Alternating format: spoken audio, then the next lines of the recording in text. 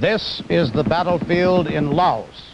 These are government troops supported and financed by the United States, fighting and losing ground to communist troops, many of them from North Vietnam, fighting in remote mountains in an obscure corner of Asia.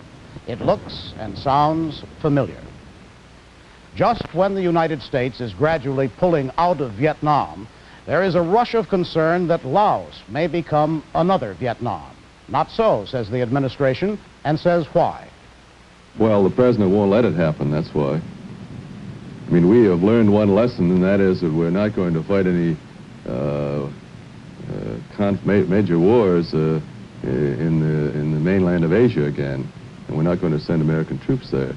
And we certainly aren't going to do it unless we have the American public and the Congress behind us. But the assurances from the Secretaries of State and Defense, now from the President himself, have not silenced congressional concern. This whole problem gets down to the fact that for the last year or so, we've been heavily de-escalating the undeclared war in Vietnam.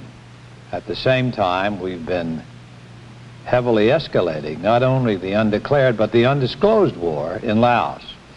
And this is the type and character of development in a democracy that I think could be very, very dangerous indeed. The concern of the Congress, the dilemma of the administration, the situation in the never-never land of Laos. These are the subjects of our broadcast tonight. Piece by piece, the story of the American involvement in that war in Laos is coming out. Friday, the President reported 67,000 North Vietnamese troops now there.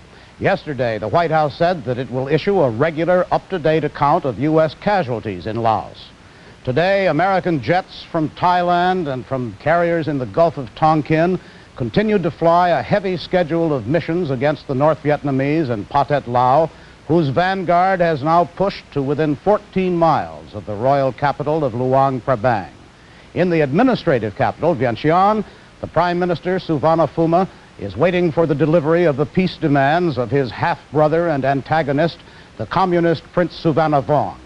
After years of secrecy and silence, we are now learning a lot about Laos. Less than 6 months ago, when the President was first asked about Laos, he left more unsaid than he revealed. There are no American combat forces in Laos. We have been providing logistical support and some training for the neutralist government in order to avoid Laos falling under communist domination. As far as American manpower in Laos is concerned, there are none there at the present time on a combat basis. We do have aerial reconnaissance. We do have perhaps some other activities. I won't discuss those other activities at this time. That was in September. But last week, public pressure and what he called grossly inaccurate reports caused the President to discuss, after all, those matters in a lengthy statement.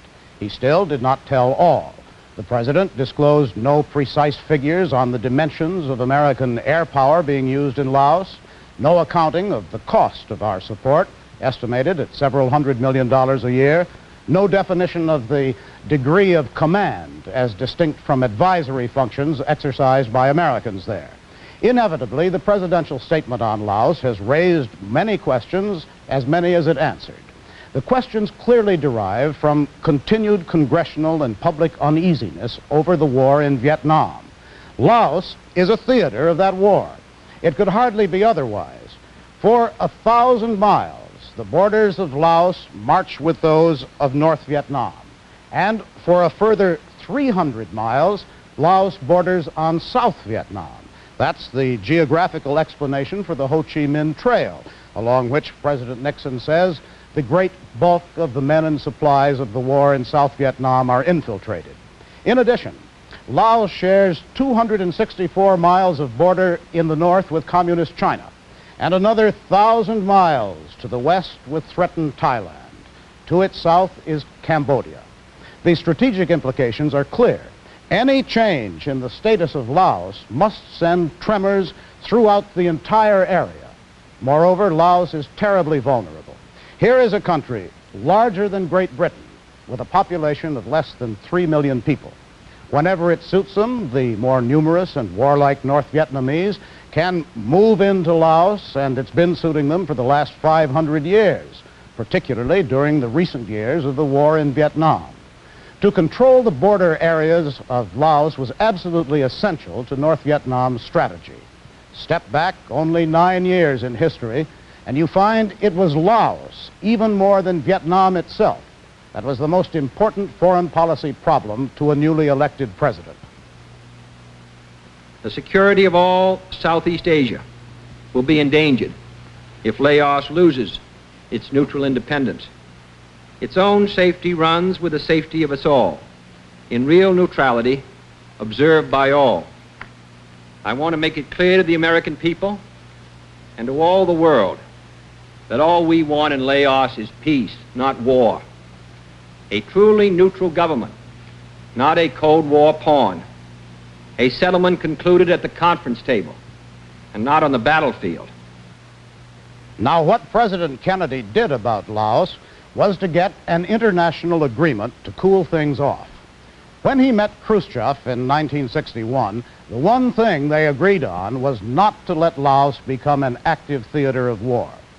The result was the Geneva Accords of 1962, signed by 14 countries, including the United States, Russia, Communist China, and North Vietnam. These agreements provided for a neutral Laos governed by a coalition of 3 princes, representing the 3 main factions: Boon the conservative, Suvarnabhumi, the communist, and the neutralist Suvarnabhumi, who became premier. The agreements also called for the withdrawal of all foreign military personnel. The United States duly pulled out its 666 advisors, but the North Vietnamese only removed a token 40 of their 6,000 troops in Laos. Thereafter, Suvarnabhumi and the communists walked out of the coalition government, and with their Pathet Lao forces stiffened by increasing numbers of North Vietnamese regulars, they've been holding 2/3 of the country and a quarter of the Laotian population ever since. The purely Laotian forces on either side are generally considered mediocre and unaggressive. The best on the government side are the clandestine army, commanded by General Phang Pao and fully paid, equipped, and advised by the United States.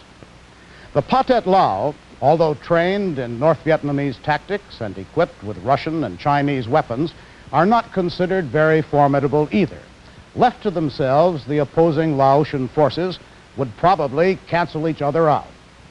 The crucial factor in the equation is the 67,000 North Vietnamese regulars President Nixon says are in Laos now, in direct violation, the president says, of the 1962 Geneva Agreements.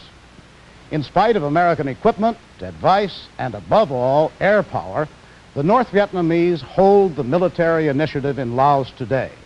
The United States is said to be flying an average of 500 air sorties a day, sometimes as many as 20,000 a month against targets in Laos.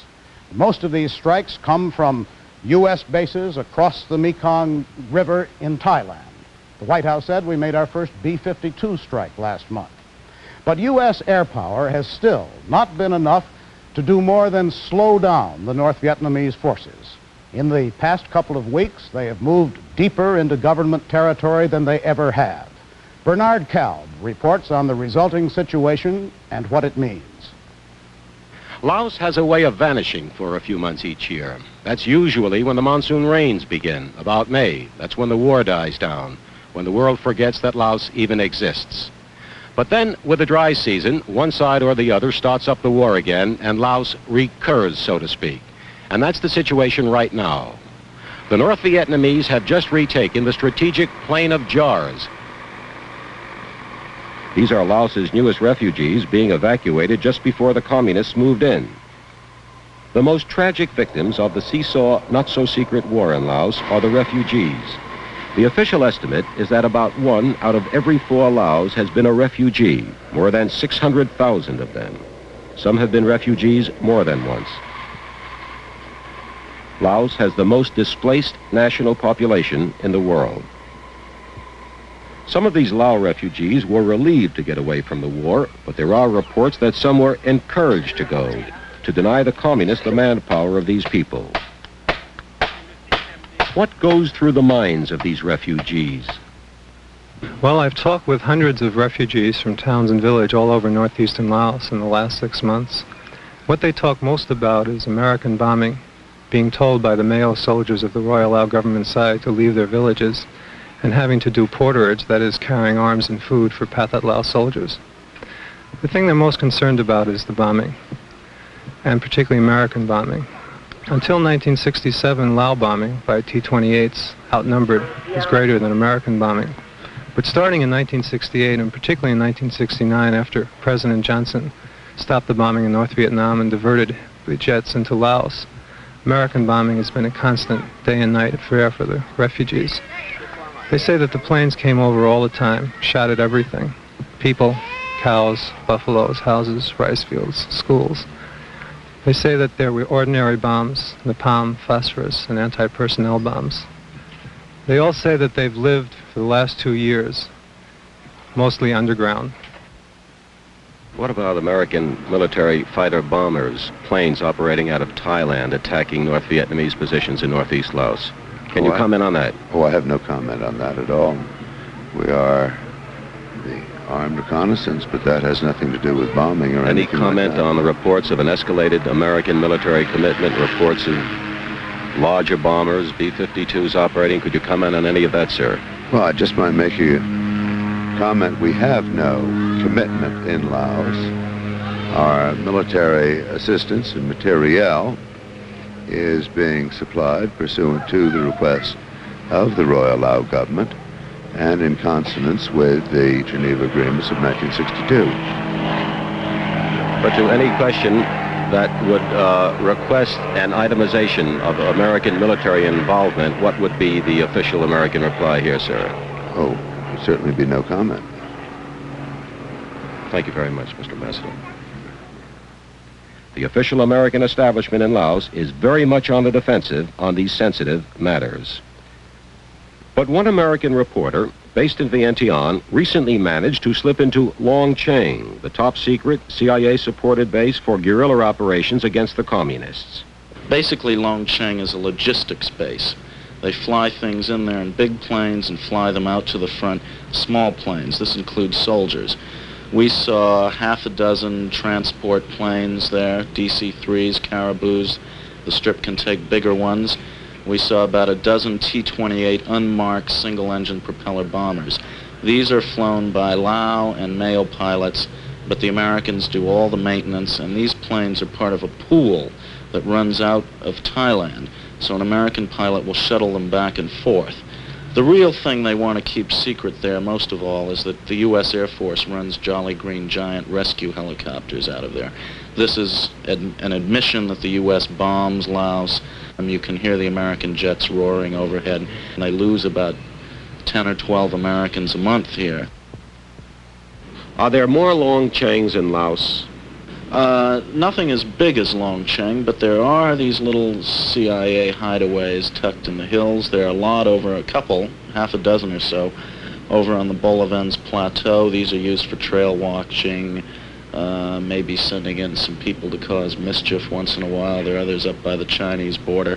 There are literally nearly, well, there are hundreds of little dirt runways in Laos, and these are used for military purposes by the United States. By controlling the arms and the money, the U.S. in effect controls the war. Buildings like these house the Requirements Office, which is said to be a kind of camouflaged military assistance group. There is a variety of unarmed air support provided by Air America and Continental Air Services, which are usually referred to as CIA airlines. They admit to operating more than 100 planes and helicopters, but they are not as forthcoming as to the exact nature of all their assignments. They ferry cargo and military supplies around the country. They also transport military personnel.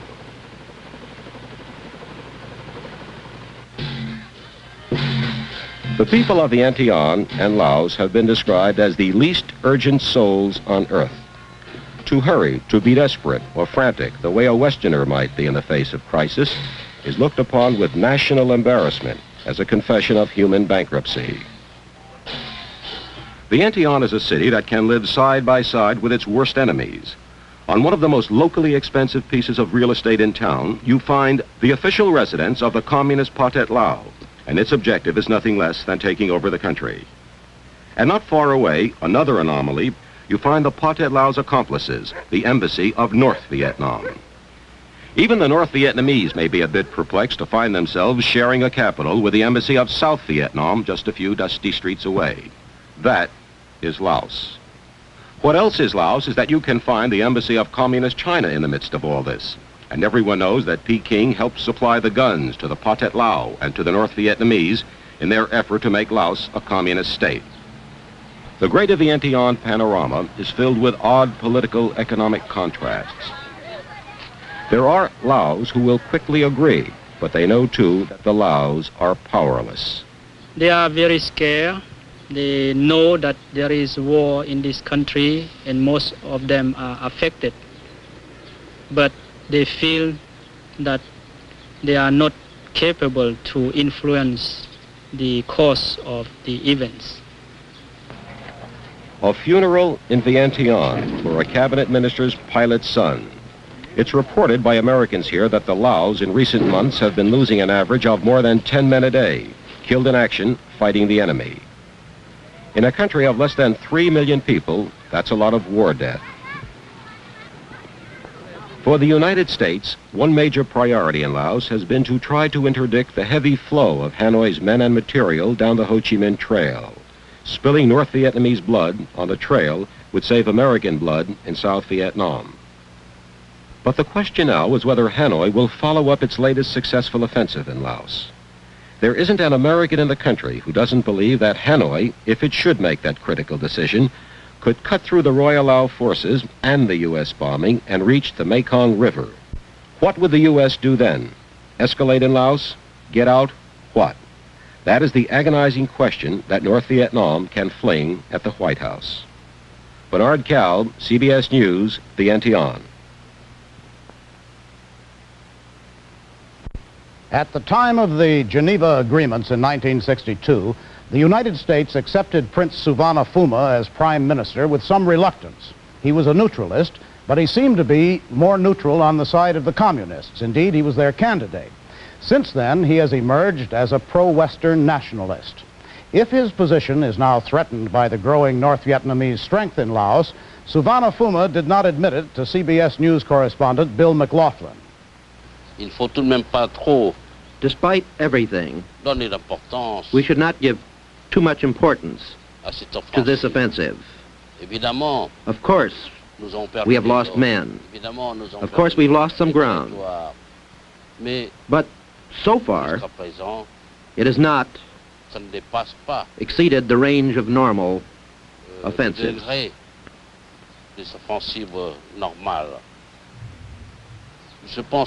don't think that the way North Vietnam is acting